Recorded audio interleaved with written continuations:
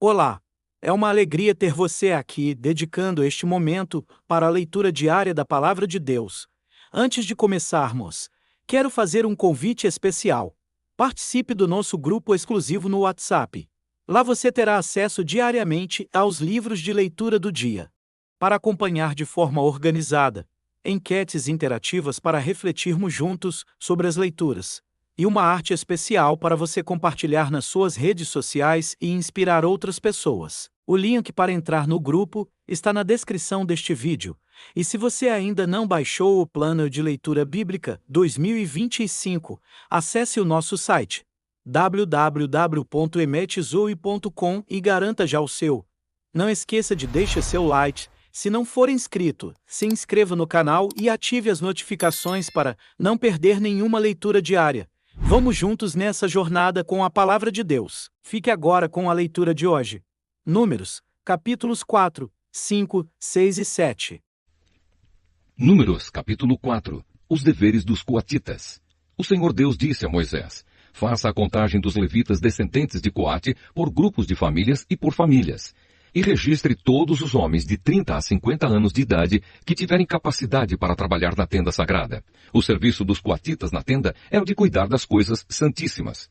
Quando o acampamento for desarmado, Arão e os seus filhos entrarão na tenda, tirarão a cortina que está em frente da Arca da Aliança e cobrirão a arca com ela. Eles porão em cima dela uma coberta feita de peles finas, e sobre essa coberta estenderão um pano azul, e depois enfiarão os cabos nas argolas da arca. Eles estenderão um pano azul em cima da mesa onde são colocados os pães oferecidos ao Senhor e colocarão sobre elas os pratos, as taças de incenso, as taças das ofertas e os jarros para as ofertas de vinho. Em cima da mesa sempre deverá haver pão. Depois estenderão por cima de tudo isso um pano vermelho. E por cima desse pano colocarão a coberta feita de peles finas. Em seguida enfiarão os cabos nas argolas da mesa. Pegarão um pano azul e cobrirão o candelabro com as suas lamparinas, as tesouras de cortar pavios de lamparinas, os apagadores e as vasilhas necessárias para distribuir o azeite. Depois, embrulharão tudo isso numa coberta feita de peles finas e colocarão sobre os cabos para carregar. Em cima do altar de ouro, estenderão um pano azul e por cima colocarão uma coberta feita de peles finas. Em seguida, enfiarão os cabos nas argolas do altar. Depois pegarão todos os objetos usados no lugar santo, embrulharão num pano azul, cobrirão com uma coberta feita de peles finas e os colocarão sobre os cabos para carregá-los. Eles tirarão as cinzas do altar e estenderão por cima dele um pano vermelho. Colocarão sobre ele todos os objetos usados no serviço do altar, os braseiros, os garfos, as pás e as bacias, e por cima estenderão uma coberta feita de peles finas. Em seguida colocarão os cabos nas argolas do altar. Quando o acampamento for desarmado, os descendentes de Coate virão para pegar os objetos sagrados somente depois que Arão e os seus filhos tiverem acabado de cobrir a tenda e todos os seus objetos. O grupo de famílias de Coate não deverá tocar nos objetos sagrados. Se fizerem isso, eles morrerão. São essas as coisas da tenda que o grupo de famílias de Coate deverá levar. Eleazar, filho do sacerdote Arão, será o responsável pela tenda e pelo azeite das lamparinas, pelo incenso, pelas ofertas de cereais e pelo azeite de ungir. Será ele mesmo o responsável pela tenda e por todos os seus objetos. O Senhor Deus disse a Moisés e a Arão: não deixem que as famílias de Coate morram por chegarem perto desses objetos sagrados. Para evitar que isso aconteça, Arão e os seus filhos entrarão na tenda e dirão a cada homem o que fazer e o que carregar. Porém, os coatitas não deverão entrar, nem por um instante, para ver as coisas santas. Se fizerem isso, eles morrerão. Os deveres dos Gersonitas. O Senhor Deus disse ainda a Moisés: faça a contagem dos descendentes de Gerson, por grupos de famílias e por famílias. E registre todos os homens de 30 a 50 anos de idade que tiverem capacidade para trabalhar na tenda sagrada. O serviço dos Gersonitas é trabalhar na tenda e carregar cargas. Eles levarão a tenda, as coberturas de dentro e de fora, a cobertura de peles finas e a cortina da entrada. Levarão também as cortinas do pátio, a cortina da porta do pátio que está ao redor da tenda e do altar, as suas cordas e todos os objetos que precisam para o seu trabalho. Todo o serviço dos Gersonitas, o que eles deverão levar e fazer, estará debaixo das ordens de Arão e dos seus filhos. Estes darão ordens a respeito de tudo o que eles devem carregar. É esse o serviço que o grupo de famílias de Gerson fará na tenda. O serviço será dirigido por Itamar, filho do sacerdote Arão. Os deveres dos Meraritas. O Senhor disse também a Moisés: faça a contagem dos descendentes de Merari, por famílias e por grupos de famílias, e registre todos os homens de 30 a 50 anos de idade que tiverem capacidade para trabalhar na tenda sagrada.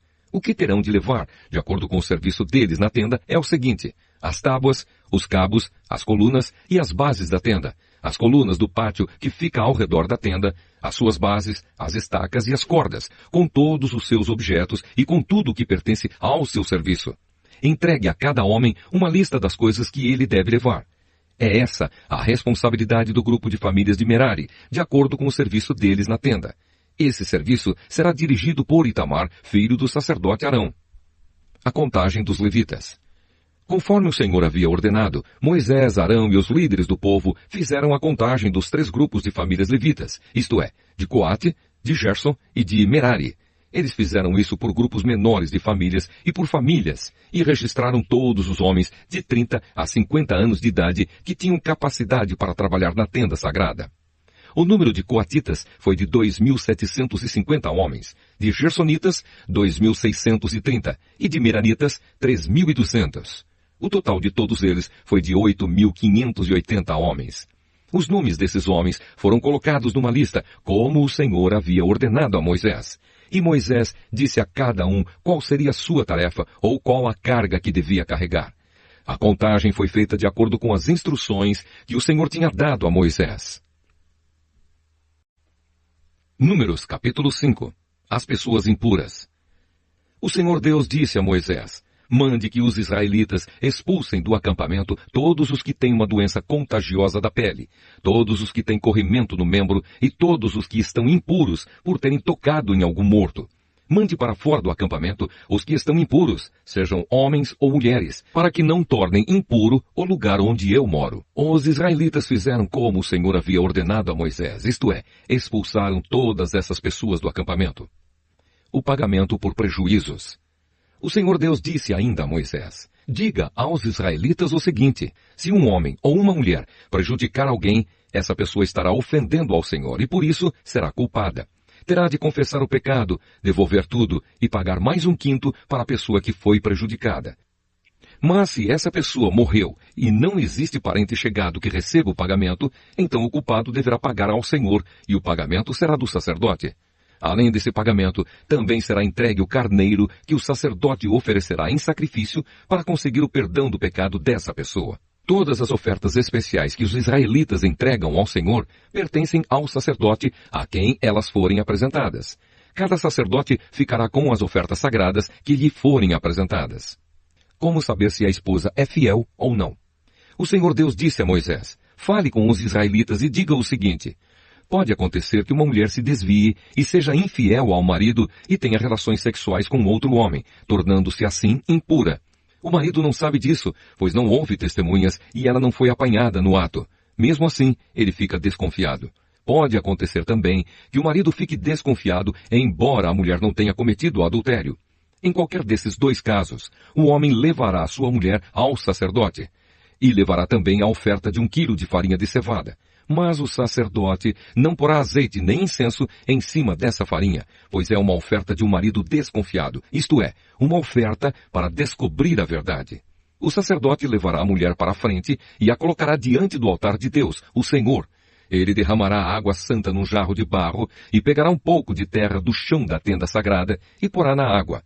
E com a mulher ainda em frente do altar, o sacerdote soltará os cabelos dela e porá nas suas mãos a oferta de farinha de cevada, que é a oferta por causa de ciúme. O sacerdote terá na mão o jarro de água amarga que traz maldição. Então o sacerdote fará com que a mulher concorde com o seguinte juramento dito por ele: se você, estando debaixo da autoridade do seu marido, não teve relações com outro homem, nem cometeu com outro homem nenhum ato que a tenha tornado impura, então que nada lhe aconteça quando beber esta água amarga que traz maldição. Mas se você foi infiel e assim se tornou impura, que o Senhor Deus faça do seu nome uma maldição no meio do seu povo. E que os seus órgãos sexuais sequem e a sua barriga fique inchada. Que esta água entre no seu estômago e faça com que fique inchado e os seus órgãos sexuais sequem. Então a mulher responderá: que assim seja. Aí o sacerdote escreverá essas maldições numa tira de couro e, em seguida, lavará as palavras para dentro da água amarga. Depois fará com que a mulher beba a água amarga que traz maldição. E a mulher sentirá dentro de si fortes dores. Porém, antes o sacerdote pegará da mão da mulher a oferta de cereais feita por causa de ciúmes. Ele levantará a oferta na presença de Deus, o Senhor, e a trará ao altar. Então pegará um punhado da oferta de cereais e a queimará em cima do altar para lembrar que é dada a Deus. Finalmente fará com que a mulher beba a água. E se de fato a mulher cometeu adultério e ficou impura, a água entrará nela e ela sentirá fortes dores. A sua barriga ficará inchada e os seus órgãos sexuais secarão. E ela será amaldiçoada no meio do seu povo. Porém, se a mulher não cometeu adultério e for inocente, então ficará livre do castigo e poderá ter filhos. Essa é a lei para os casos em que uma mulher casada comete adultério e o marido fica desconfiado, ou em que um homem sem motivo fica desconfiado da mulher. Ele deverá levar a mulher até o altar de Deus, o Senhor, e o sacerdote fará o que essa lei manda. O marido ficará livre da culpa, mas se a mulher for culpada, sofrerá castigo. Números capítulo 6. Leis para os nazireus. O Senhor Deus disse a Moisés: fale com os israelitas e diga o seguinte: qualquer homem ou mulher que fizer uma promessa especial de ser nazireu e dedicar-se ao serviço do Senhor Deus, não deverá beber vinho nem cerveja. Não deverá beber nenhum tipo de vinho, nem qualquer outra bebida feita de suco de uvas. Não comerá uvas frescas nem passas. Enquanto for nazireu, não comerá nada que venha da parreira, nem mesmo as sementes ou as cascas das uvas. Durante todo o tempo do seu voto de nazireu, não deverá cortar o cabelo, nem fazer a barba. Até acabar o tempo que ele separou para se dedicar ao serviço de Deus, ele se dedicará somente ao Senhor e deixará crescer completamente o cabelo. O seu cabelo é um sinal da sua dedicação ao serviço de Deus. Por isso, ele não deve se tornar impuro, chegando perto de algum morto, mesmo que seja o corpo do seu pai, ou da sua mãe, ou do seu irmão, ou da sua irmã. Enquanto for nazireu, ele está separado para o serviço de Deus, o Senhor. Se alguém morrer de repente perto dele e fizer com que o seu cabelo de nazireu fique impuro, então 7 dias depois ele deverá rapar a cabeça e fazer a barba, e assim ficará puro. No 8º dia, deverá trazer 2 rolas ou 2 pombinhos para o sacerdote na entrada da tenda sagrada. O sacerdote apresentará um deles como oferta para tirar pecados e o outro como oferta que vai ser completamente queimada, para conseguir o perdão do pecado que cometeu quando chegou perto do morto. Naquele mesmo dia, o nazireu dedicará de novo o seu cabelo. Então dedicará de novo ao serviço de Deus, o Senhor, o seu tempo como nazireu. Esse tempo em que o seu cabelo se tornou impuro não será contado. E como oferta para tirar a culpa, ele trará um carneirinho de 1 ano. A lei para o nazireu, quando chegar o fim do tempo da sua dedicação ao serviço de Deus, será esta: ele irá até a porta da tenda e entregará a Deus, o Senhor, 3 animais sem defeito, isto é, um carneirinho de 1 ano como sacrifício que vai ser completamente queimado, uma ovelhinha de 1 ano como sacrifício para tirar pecados e um carneiro como oferta de paz. Ele também oferecerá uma cesta de pães feitos sem fermento, isto é, pães grandes, de farinha misturada com azeite, e pães pequenos e achatados, com um pouco de azeite passado por cima. E também apresentará as ofertas de cereais e as ofertas de vinho. O sacerdote apresentará tudo isso diante de Deus, o Senhor, e oferecerá o seu sacrifício para tirar pecados, e a oferta que será completamente queimada. Ele apresentará ao Senhor o carneiro como oferta de paz, e também oferecerá a cesta de pães feitos sem fermento. Ele dará ainda as ofertas de cereais e as ofertas de vinho. Na porta da tenda, o nazireu rapará a cabeça, pegará o cabelo e o colocará no fogo, onde está sendo queimada a oferta de paz. Então, depois que o quarto dianteiro do carneiro estiver assado, o sacerdote o pegará e colocará nas mãos do nazireu, junto com 2 pães tirados da cesta, um grande e um pequeno. Isso será feito depois que o nazireu rapar a cabeça. Depois o sacerdote apresentará essas coisas como uma oferta especial a Deus, o Senhor. São uma oferta sagrada para o sacerdote, junto com o peito e a coxa do carneiro que, pela lei, pertencem ao sacerdote. Depois disso, o nazireu poderá beber vinho. Essa é a lei para quem faz o voto de dedicar-se como nazireu ao serviço de Deus, o Senhor.